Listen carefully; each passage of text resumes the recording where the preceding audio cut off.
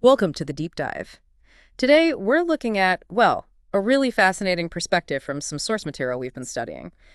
It touches on trends like the perceived growth in people identifying as LGBTI or choosing vegetarian and vegan paths. Exactly. And normally you hear these discussed in terms of, social shifts, politics, maybe health or the environment. But this source offers something quite different, a philosophical, almost historical explanation.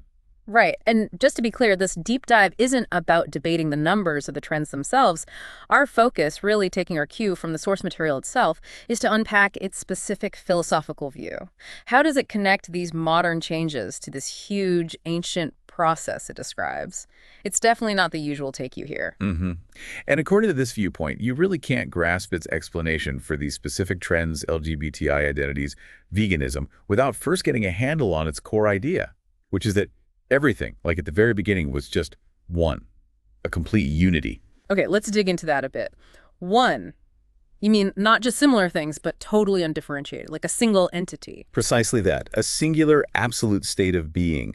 And the whole story of existence, as this source frames it, is about moving away from that oneness. It's a process of diversification, things separating out.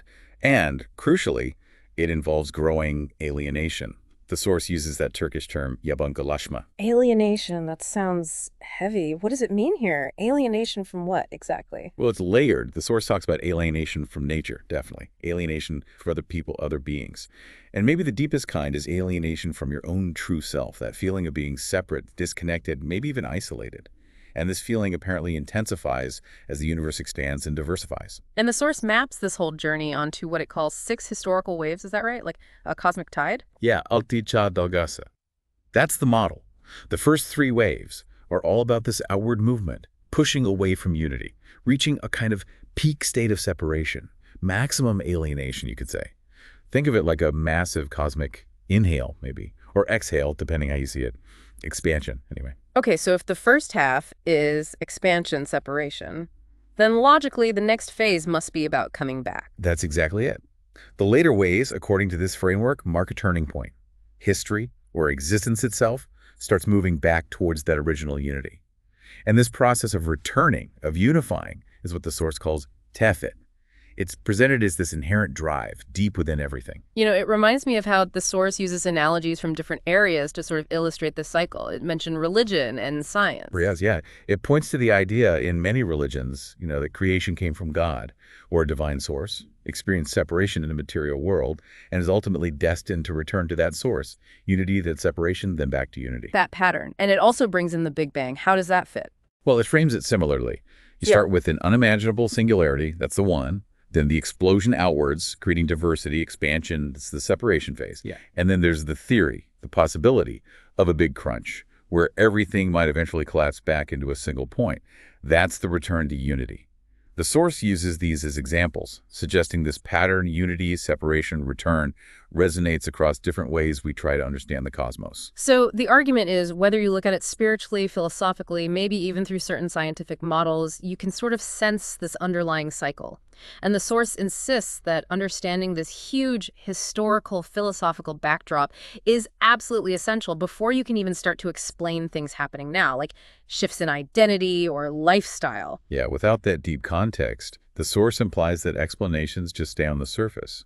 They might even seem like conspiracy theories, that's a term it uses, because they miss this fundamental natural process unfolding underneath. Okay, this feels like the crucial connection point.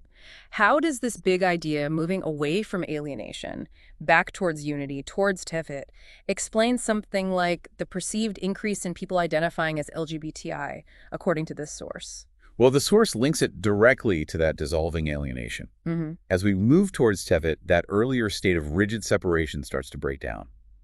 Think back to that peak alienation phase. It described the world was seen in very strict separate boxes, like pure male, pure female, as absolute distinct categories. But didn't the source say something specific about pure being? That it doesn't really exist, not even for God in this view, because everything is interconnected. Exactly. That concept of pure being is presented as like a symptom of the alienated mindset, where you see things as totally separate and self-contained. As existence journeys back towards unity, that perception of rigid, watertight categories starts to, soften, dissolve even. And how does that play out in terms of human identity? The source suggests that as tefit progresses, People increasingly recognize the diversity within themselves. It specifically talks about recognizing masculinity within the woman and femininity within the man. It's not just about physical stuff, it's more a philosophical point, that who you are isn't confined to one pure box. It's about acknowledging the mix, the spectrum inside. Okay, so the source is basically saying what we see as a rise in LGBTI identities is, from this philosophical standpoint, a natural result. Humanity moving away from the alienation that created those rigid boxes and towards recognizing the inherent diversity and interconnectedness within everyone, including, as the source mentioned, aspects of plants, animals, even minerals within us. Yes, it frames this recognition of inner complexity, this interconnectedness, as a natural, almost inevitable step on the journey back to unity. Moving away from that extreme separation of the earlier phases, it's part of existence finding its way home, so to speak. Right, and following that same logic, how does the source then connect the rise in vegetarianism and veganism to this return to unity? It's framed very similarly. It's about how our relationships change as that deep alienation lessens. In the earlier, more alienated state, our relationship with animals, with the non-human world, was marked by that separation. Animals were often just seen as resources, objects. Completely separate from us. Other. Exactly. But as we move back towards Tivit, that feeling of radical separateness starts to fade. The source describes this shift quite powerfully. People start to literally see themselves reflected in the eyes of animals. It mentions cats, dogs, cows, lambs specifically. Looking into their eyes isn't the same experience anymore. Seeing yourself in an animal, yeah, that implies a very strong connection. That's the core of it, according to this view. When you truly recognize that connection, that shared spark, then seeing that being purely as meat or milk or leather, it becomes difficult. Maybe impossible for some.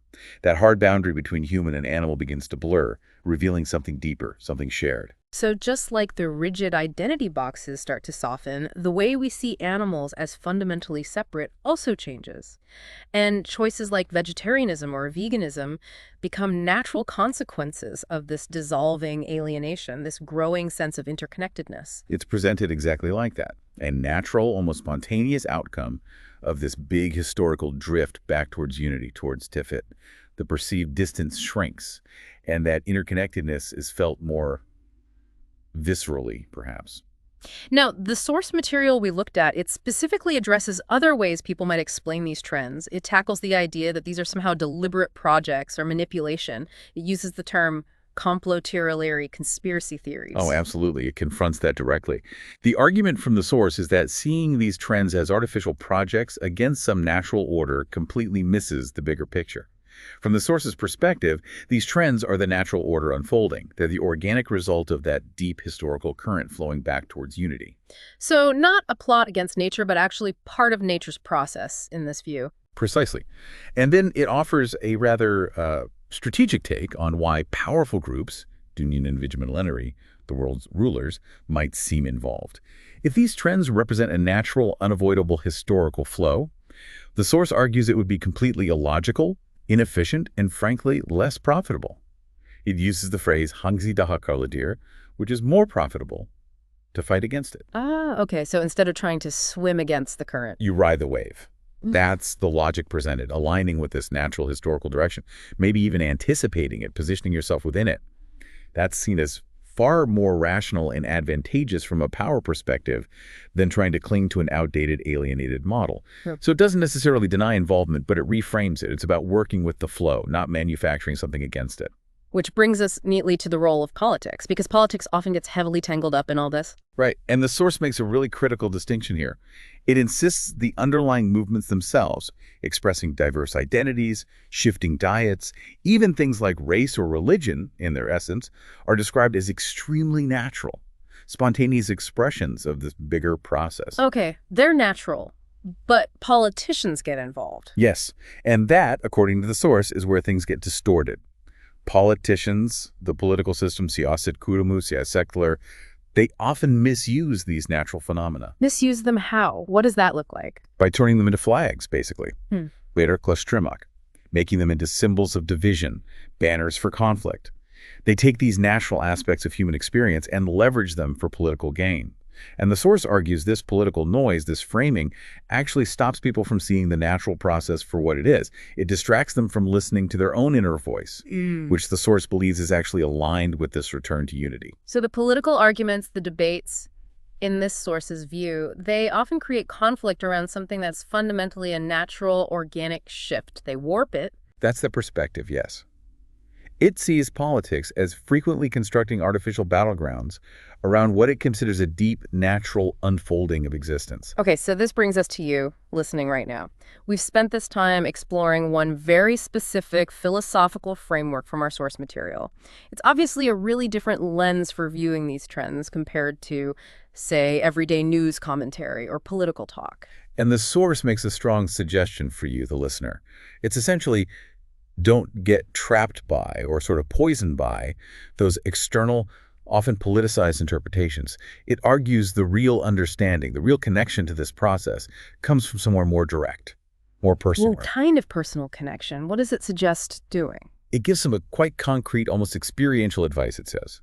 Look deeply into the eyes of animals. Really see them. Connect with nature intimately. It even mentions things like diving into the sea, observing the life there. And, maybe most importantly, quiet down the outside noise and listen carefully to your own inner voice. And the idea is if you do these things, the source suggests you'll start to feel that sense of separation dissolve. You'll begin to see the continuation of yourself, not just in other humans, but in animals, in the natural world. It describes it as this beautiful, maybe even slightly scary at first, realization of how interconnected everything is. The fear passes, apparently. As you embrace this feeling of belonging, you see yourself as part of this vast natural unfolding. It's presented as a sign of being truly alive, in tune with this cosmic journey back to unity. So bringing it all back to that core idea from the source, existence started as one, went through separation, alienation, out into the world, and now it's naturally, fundamentally moving back towards that one, towards unification, towards tawhid. And that return journey, that movement home, is what this source proposes as the deep current driving many changes we see, including the shifts in identity and lifestyle we've discussed. So, the final thought the source leaves us with for you to consider is perhaps not to be afraid of these changes. Viewed through this particular lens, they aren't necessarily signs of chaos or manipulation, but potentially part of a natural, maybe even beautiful life process, a return. The suggestion is to try and look beyond the political spin, connect with the world around you, listen inside, and see if you can sense that deeper current for yourself.